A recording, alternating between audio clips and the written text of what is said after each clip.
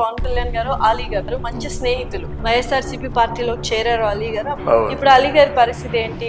ఈ డ్రామా చెప్తాను వినండి. అలీ గారు సో ఎవరెవరిని దూరం పెడుతున్నారు పవన్ కళ్యాణ్ గారు? పవన్ కళ్యాణ్ కి కొంతమంది ఉన్నారమ్మా. పవన్ కళ్యాణ్ గారు స్వాగతిస్తారంటారా? పవన్ కళ్యాణ్ కొడుకు మండదా? పవన్ కళ్యాణ్ గారి పాలన ఎలా ఉండబోతుంది?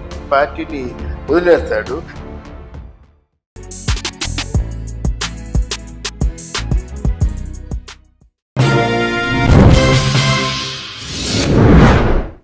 హాయ్ హలో నమస్తే, వెల్కమ్ టు అవర్ ఛానల్. ప్రస్తుతం మనతో పాటు స్టూడియోలో ఉన్నారు పొలిటికల్ అనలిస్ట్ ఇమంది రామారావు గారు. నమస్కారం రామారావు గారు. నమస్తే మేడం. సో మొన్న అందరూ పవన్ కళ్యాణ్ గారి దగ్గరికి వెళ్ళి ప్రొడ్యూసర్స్ అందరూ వెళ్ళి కలవడం జరిగింది. రిటర్న్ వస్తుంటే అల్లు అరవింద్ గారు ఏవైతే మీడియా వాళ్ళు వస్తే అందరికి నమస్కారం పెట్టుకుంటే వెళ్ళిపోయడం జరిగింది. అది ఏంటి అసలు? ఎందుకు ఏ ముఖం పెట్టుకుని వెళ్తాడమ్మా అల్లు అరవింద్?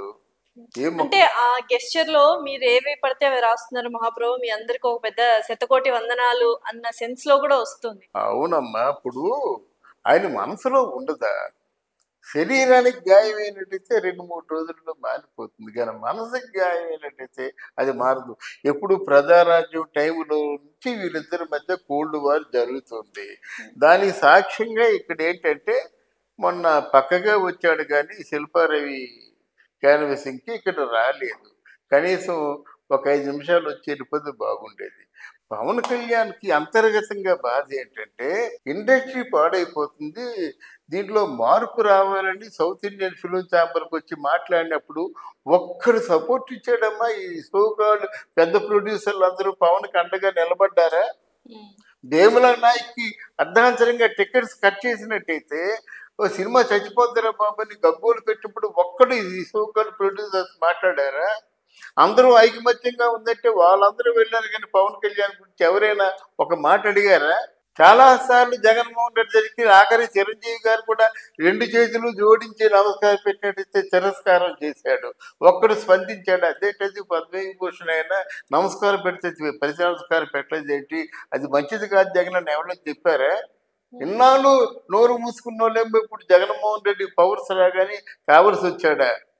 అది మనకే కడుపు మండితే మరి పవన్ కళ్యాణ్ కడుపు మండదా? అందువల్ల ఏ ముఖం పెట్టుకుని అడుగుతారైనా? మరి అల్లు అరవింద్ గారు వెళ్ళారు కదా పిఠాపురంలో. అదే రాజకీయం. అల్లు అరవింద్ గారు అంటే ఈరోజు మనకు కావాలి.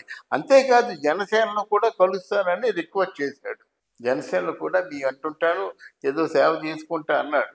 అంటే వద్దండి, ఇప్పటికే చాలా మంది ఉన్నారు, మీరు ఎందుకని చెప్పేశాడు. ఎవరికి? సున్నితంగా అల్లు అరవింద్ని. ఇప్పుడు రాజకీయ నాయకులు ప్రజల సేవ చేయడం కోసం ఎవరు రాజకీయాల్లో రారు. బాగా సంపద పెరిగిపోయినప్పుడు ఆ సంపదని నిలబెట్టుకోవడం కోసమే వస్తారు. దానికి ఎవరి చేతిలో అధికారం ఉందో ఆ బెల్లం చుట్టూ ఈగలు ముగినట్టుగా అధికారం ఉన్న వాళ్ళ చుట్టూ ట్రాపకం కోసం పాటుపడతారు, రాత్రి అనక పగలనక. ఒక్కొక్కరు వస్తారు రాత్రి 12 గంటలుగానే అపాయింట్మెంట్ ఇస్తారేమో చూస్తారన్నమాట. అంత నీచంగా ఉంటాయి రాజకీయాలు. సో ఇప్పుడు యూజువల్ గా ఒకప్పుడు చూసినట్లయితే పవన్ కళ్యాణ్ గారు అలీ గారు, కమెడియన్ అలీ గారు మంచి స్నేహితులు.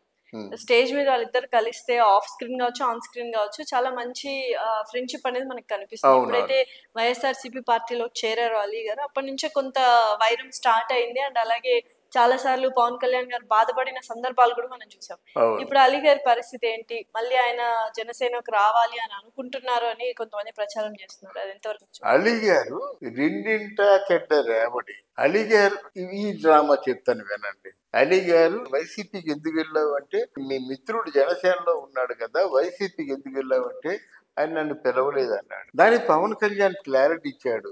అదేంటిది, నేను నమ్ముకున్న స్నేహితుడు కదా, నా వెంట ఉండాలి, పిలిస్తే వస్తాడా, పిలిస్తే వస్తే స్నేహితుడు ఎందుకు అవుతాడా అని చెప్పి క్లారిటీ ఇచ్చాడు. అయినా ఇక్కడ ఏదో వదిలించేద్దామని గత 9 సంవత్సరాలుగా వెంటపడ్డాడు. ఎందుకు పనికిరాని మీడియా ఇచ్చాడు. ఏ రోజు కూడా ప్రెస్ మీట్ కూడా పెట్టలేదు. వాళ్ళు అక్కడ ఎమ్మెల్యే సీటో ఎంపీ సీటో ఇస్తాడు, లాస్ట్లో హ్యాండ్ ఇచ్చేసాడు. ఏడ్చుకున్నాడు అని అర్థమైంది. ఎప్పుడు కూడా బాగా స్వార్థం దురాశ ఉంటే అది నిరాశే అవుతుంది. కొన్ని ఇప్పుడు కూడా వెళ్ళిపోయి డైరెక్ట్గా వెళ్ళిపోవచ్చు కదా, పవన్ కళ్యాణ్ కలిసి జరిగింది చెప్పొచ్చు కదా. ఇప్పటికీ ట్వీట్లు పెట్టడం బయట ఏదో ఈ సోదంతా ఎందుకు, తప్పకుండా పవన్ కళ్యాణ్ క్షమిస్తాడు. కానీ నీకు పదవులు మాత్రం ఇవ్వడు. నువ్వు స్నేహితుడిగా ఉండు, నా స్నేహితుడు కదా, స్నేహితుడిగా ఉండు, నీకు పదవి ఇవ్వను నేను. పదవి ఇవ్వడు అంతే. ఎందుకంటే అయిపోయింది, ఆయన లిస్టులో తీసాడు. సో ఎవరెవరిని దూరం పెడుతున్నాడు పవన్ కళ్యాణ్ గారు? పవన్ కళ్యాణ్కి కొంతమంది ఉన్నారమ్మా. ఈ అలీ ఎప్పుడు కూడా రాలేడు, రోజా రాలేదు, పోసాని కృష్ణమురళి రాలేడు. విడుదల రజని ఒకటి పవన్ కళ్యాణ్ తో చేరుదామని చాలా ఇంట్రెస్టింగ్ గా ఉంది. అవునా? బీజేపీ ప్రయత్నం చేసింది, బీజేపీ వాళ్ళు ఎవరు అవకాశం ఇవ్వలేదు. ఇప్పుడు జనసేనలో చేరబోతుందని ఒకప్పుడు టీడీపీలో నుంచి ఆవిడ నాటిన మొక్క అని మాట్లాడిన ఆవిడ ఇప్పుడు వైఎస్ఆర్సీపీ పార్టీకి వెళ్ళిపోయింది. మళ్ళీ ఇప్పుడు రివర్స్ పవన్ కళ్యాణ్ గారు స్వాగతిస్తారంటారా విడుదల రజని గారు? అంటే ఇక్కడ ఈ రాజకీయంలో శాశ్వత మిత్రులు ఉండరు, శాశ్వత శత్రువులు ఉండరు. వైఎస్ఆర్సీపీ పుణ్యం అంటూ ఆస్తులు బాగా పెంచుకుంది. దగ్గర 40,000 కోట్ల టర్న్ ఓవర్ చెప్తుంది. ఆవిడ చెప్పిన మాట 40,000 కోట్ల టర్న్ ఓవర్ ని రక్షించుకోవాలంటే ఏదో పార్టీ అండ కావాలి కదా. పార్టీ అంటే మళ్ళీ ఉఫ్ఫని ఊతే ఎగిరిపోయే పార్టీ కాదు. పవన్ కళ్యాణ్ లాంటి సాలిడ్ పార్టీ. ఎందుకు పవన్ కళ్యాణ్ లాంటి సాలిడ్ పార్టీ అంటేనంటే రాబోయే రోజుల్లో భవిష్యత్ అంతా పవన్ కళ్యాణ్. అంటే ఏంటి, టీడీపీ పార్టీ కూడా ఉఫ్ అంటే ఊదిపోయే పార్టీ లేదు. ఈరోజు టాక్ ఆఫ్ ది కంట్రీ అయిపోయాడు ఆయన. టాక్ ఆఫ్ ది ఒక విధంగా వరల్డ్ అనమాట. వరల్డ్ లో, ప్రపంచంలో తెలుగు వాళ్ళకు అన్ని చోట్ల కూడా పవన్ కళ్యాణ్ ఆ మహాదశ గజగజ ఎవరో ఉంటారు కదా, ఆ దశ అంత పని చేస్తుంది అన్నమాట. ఇప్పుడు రేపు 1వ తారీఖు వెళ్తుంటే వాడు నేల మీద నడిపించారట. పూలు బస్తాలతో బస్తాలు పూలు నిలవేసుకున్నారు, పూల మీద నడిపిస్తారట. ఈయన వెళ్తాడు, వెళ్ళి చెప్పిన మాట ప్రకారంగా ఆయన అమలు చేస్తున్నాడు. అక్కడ 3,000 కోట్ల రూపాయలు శాంక్షన్ చేయించుకున్నాడు పిఠాపురం బాగు చేయడానికి. పవన్ కళ్యాణ్ తాను ఫోటోలు అమ్ముకొని లక్షలు సంపాదించేస్తున్నారమ్మా. సచివాలయంలో ఫోటోలు ఉంటాయి కదా, ఆ ఫోటోలు అమ్ముకొని లక్షలు సంపాదించేస్తున్నారు. అంటే ప్రతి ఒక్కరు ఆ టీ కొట్టుల దగ్గర నుంచి, హోటల్ దగ్గర నుంచి, పెద్ద లాడ్జీల దగ్గర నుంచి అందరూ బాగుపడ్డారు. వచ్చి ఉంటున్నారు తిరునాళ్ళలాగా. అక్కడ దత్తవైభవం చూడడానికి వస్తున్నారు, దుర్గామాతను చూడడానికి వస్తున్నారు, పవన్ కళ్యాణ్ చూడడానికి వస్తున్నారు. 3 రోజులు ఉంటాడు అక్కడ. ఎలా ఉండబోతుంది పాలన? పవన్ కళ్యాణ్ గారి పాలన ఎలా ఉండబోతుంది? పవన్ కళ్యాణ్ చెప్తే చేస్తాడమ్మా. ఒకటి డెఫినెట్ గా ఉంటుంది. అయితే ఇప్పుడు ఆయన ఏమైనా మరి ఈ రాజకీయ నాయకులు లాంటి ఆలోచనలు మాత్రం ఆయన చచ్చిపోయినా ఉండవు. లేకపోతే ఆయనకి ఇష్టమైతే పార్టీని వదిలేస్తాడు. ఇప్పుడు పార్టీని వదలడానికి వీలు లేదు. లక్షలాది మంది ఆయన మీద ఆధారపడి ఉంటున్నారు అనమాట. కనుక తప్పనిసరిగా ఇది ఎలాగుంటుందంటే దీనిలో దిగిపోయిన తర్వాత మళ్ళీ రాలేరు. ఆ 3 సినిమాలు పూర్తి చేసి దీని మీద ఫుల్ పేజ్డ్గా వచ్చేసారి మాత్రం పవన్ కళ్యాణ్ సీఎం అవుతాడు. 2029 నాటికి పవన్ కళ్యాణ్ గారు ఖచ్చితంగా ముఖ్యమంత్రి అవుతారు. ఎందుకు పార్టీ ఉనికి ఏమవుతున్నప్పుడు అమ్మా, ఇప్పుడు 40 సీట్లు తీసుకుంటే 40 సీట్లలో కూడా గెలిచేవాడమ్మా. టీడీపీ పార్టీ పరిస్థితి ఏంటప్పుడు? టీడీపీ పార్టీ పరిస్థితి అంటే లోకేష్ బాబుకి అంత చరిస్మా లేదు. చాలా ఇంటెలిజెంట్, చాలా బాగా పరిపాలన అంతా బాగుంది. కానీ జనంలో ఒక చరిస్మా ఉండాలి. ఇప్పుడు ఏ చరిస్మా లేకపోతే పవన్ కళ్యాణ్ ఫోటోలు ఇంటింటా పెట్టుకుంటున్నారు. ఆయన జగన్మోహన్ ఏమో ఇంటింటా ఫోటోలు పెట్టుకోమని ఆయన ప్రింట్ చేసి స్టిక్కర్లు ఇస్తే చింపేసి కాలంలో పారేశారు. వీళ్ళు డబ్బులు పెట్టుకొని పోతున్నారు. 100 రూపాయలు, 500 రూపాయలు, 1000 రూపాయలు. See the difference. ఆయన లామినేషన్ చేసిన షీట్లు ఇస్తే కాలంలో పారేశారు. పవన్ కళ్యాణ్ ఫోటో వర్క్స్ వాడు అమ్ముతుంటే 100, 500, 1000 రూపాయలు కొనుక్కుంటున్నారు. అది చరిస్మా. లోకేష్ బాబుకి చరిస్మా లేదు. మాట్లాడలేడు, కన్విన్స్ చేయలేడు. ఈయన అలా కాదు, చల్లగా ముసలోడిని సైతం రక్తం అంటే ఉరగలెత్తించి లేచిపోతున్నా కొట్టేస్తానంటాడు. ఆ తెలివితేటలు పవన్ కళ్యాణ్కి ఉన్నాయి, పనికొస్తాడు. తర్వాత ఇంకొక చిన్న రహస్యం చెప్తున్నాను. పవన్ కళ్యాణ్ మోదీ గారి తాలూకు అడుగుజాడల్లో నడుస్తున్నాడు. దానికి తార్కాణమే ఈ వారాహి యాత్ర. ఈ దీక్ష ఉంది కదా, వారాహి దీక్ష. అంటే ఆయన అక్కడ దీక్షలు చేస్తుంటాడు, ఈయన ఇక్కడ దీక్షలు చేస్తుంటాడు. ఈయనకి భక్తి ఉంది. ఆ మోదీ గారి మానస పుత్రులు ఉన్నందుకు ఆయన మనసుని గిడుచుకొని పనులు చేస్తున్నాడు. సో జేఎస్పీగా ఉండబోతుందా, లేకపోతే బీజేపీలో విలీనం చేస్తారు?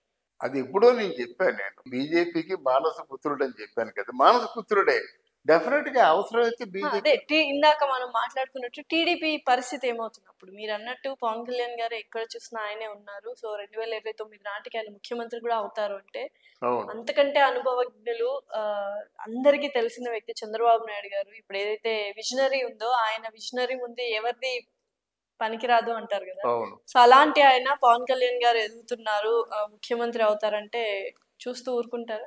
చూస్తూ ఊరుకోకపోతే ఏం చేస్తారు? గెలిచి ఒప్పుకుంటూ గెలుస్తారు, గెలవలేరు.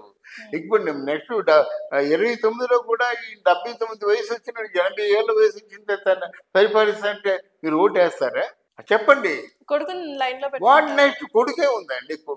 కొడుకు ఓ మంచి నాయకుడు అవుతాడండి. పవన్ అన్నకు అన్నకి తగ్గ తమ్ముడు అవుతాడు, కానీ కొడుకు ఇండివిజువల్ గా సీఎం అవ్వడాడండి. అలా చరిస్మా కావాలి, అనుభవం కావాలి, ప్రజలకు ఒక నమ్మకం కలగాలి, ప్రజలకు ఒక ఏదో ఆకర్షణ కలగాలి. ఇప్పుడు ఈ కోరికలన్నీ తీర్చినట్టు పవన్ కళ్యాణ్ ఏమైపోతాడు? కోరికలు తీరుస్తాడు.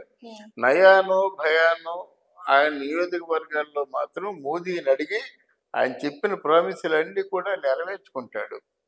ఆయనకి రాజకీయం అనుభవం రావాలంటే ఇంకొక 5 ఏళ్ళు పోయిన తర్వాత అమ్మో 1000 కోట్లు వెనకేసుకుందామని ఆలోచన వస్తుంది, కానీ ఈ 5 years లో మాత్రం డైనమిక్ గా పనిచేస్తారు. మరి చూద్దాం నిజంగానే ఎలా జరుగుతుంది పరిపాలన. మీరు అన్నట్టు 2029లో ఇంకా ఉత్కట్టంగా జరగబోవచ్చు elections. Thank you so much.